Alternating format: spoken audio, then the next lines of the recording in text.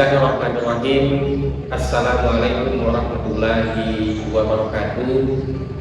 Alhamdulillahirrabbilalamin. Wassalatu wassalamu ala rasulillah wa ala alihi wa sahbihi ajma'in, amma ba'd.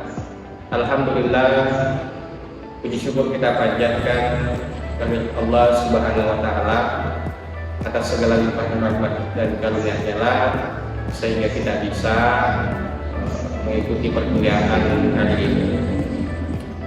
Baiklah, jadi minggu sebelumnya kita sudah mempelajari dan membahas konsep dasar dan ruang lingkup statistik pendidikan. Nah, untuk kali ini kita akan mempelajari dan membahas materi penyajian data.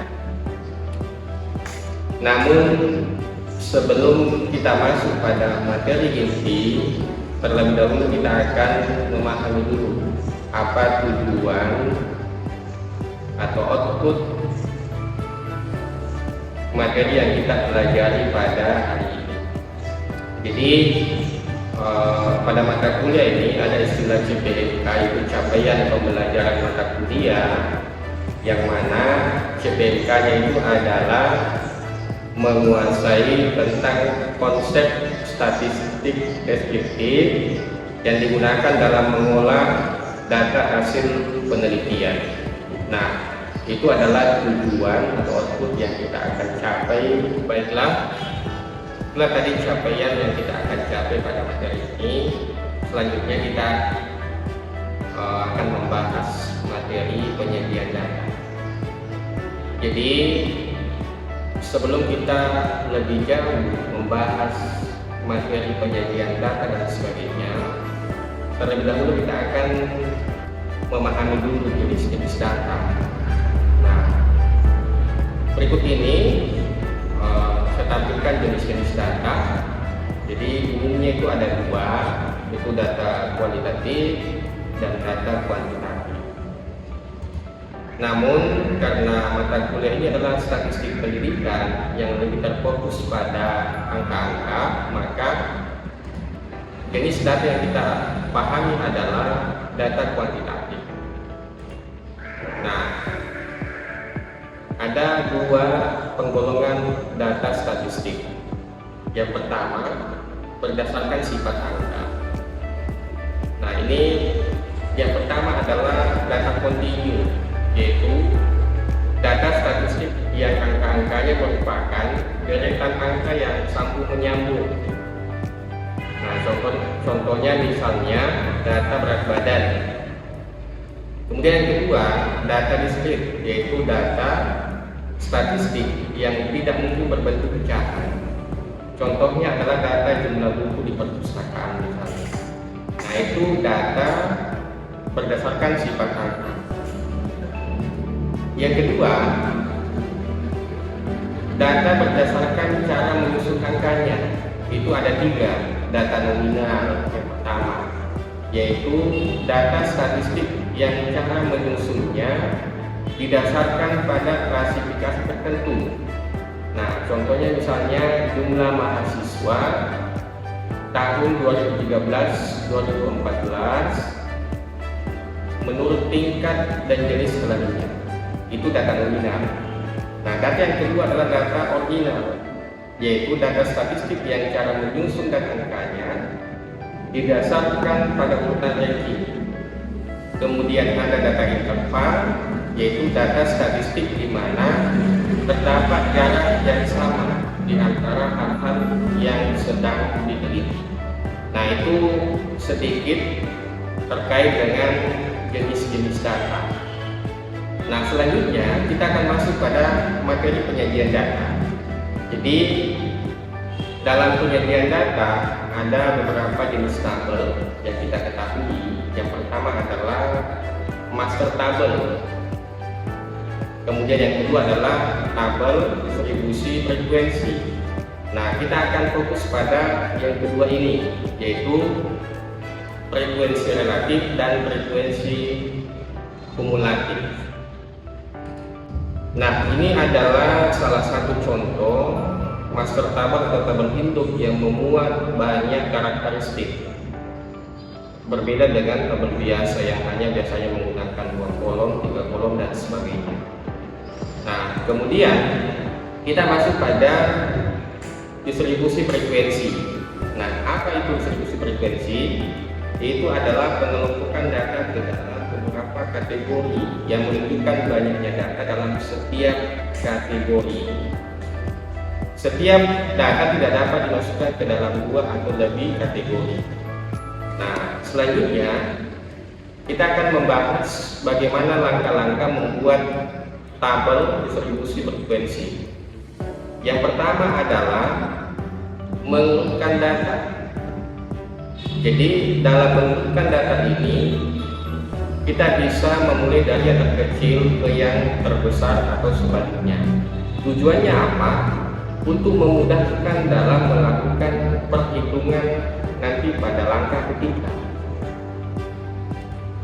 Nah, ini salah satu contoh data yang kita akan urutkan.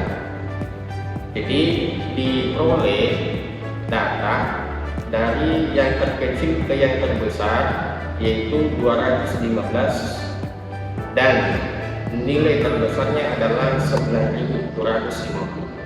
Nah, itu kita peroleh langkah pertama. Nah, langkah yang kedua adalah kita membuat kategori atau kelas data. Jadi tidak ada aturan yang pasti berapa banyaknya kelas. Nah, kita bisa menggunakan aturan Stargers untuk membuat kategori kelas dengan rumus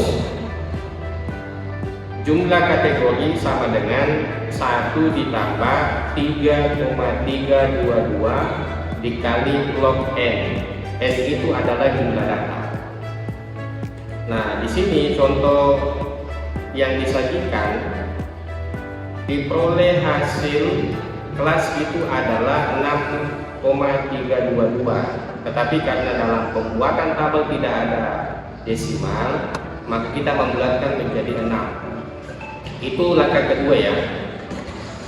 Nah, selanjutnya kita membuat interval kelas. Apa itu interval kelas?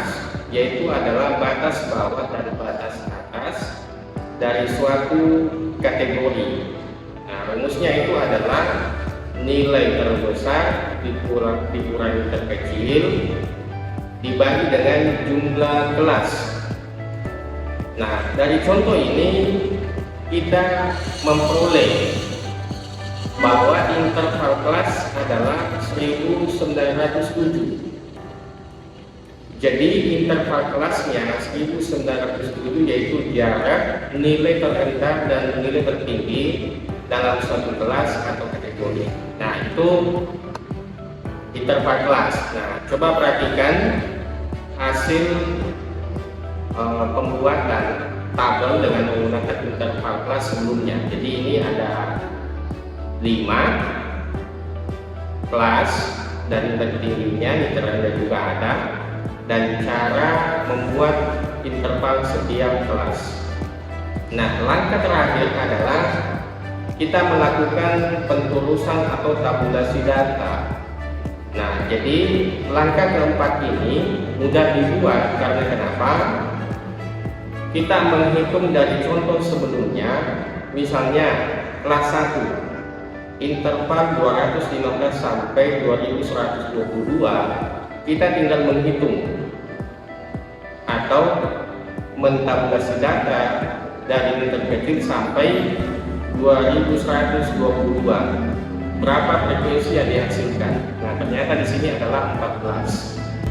Nah, itulah tadi cara atau langkah-langkah atau prosedur dalam membuat tabel distribusi. Nah, sebelum kita lanjut pada menyajikan tabel distribusi frekuensi dan relatif, nah kita akan pahami dulu beberapa istilah ya. Yang pertama adalah ada istilah batas kelas, yaitu adalah suatu interval kelas yang terdiri atas batas kelas bawah dan batas kelas atas. Nah, itu batas kelas ya. Nah, ini disajikan contoh daripada batas kelas atas dan batas kelas bawah. Nah, selanjutnya istilah yang kedua adalah nilai tengah. Jadi nilai tengah ini adalah tanda atau perinci dari suatu interval kelas dan merupakan suatu angka yang dapat dianggap mewakili suatu interval kelas. Nilai tengah kelas berada di tengah-tengah pada setiap interval kelas. Nah, berikut ini ada contoh. Setiap kelas ada nilai tengahnya. Misalnya kelas 1 itu adalah nilai tengahnya 1168,5. Nah, itu istilah yang kedua. Kemudian istilah yang ketiga adalah nilai tepi kelas.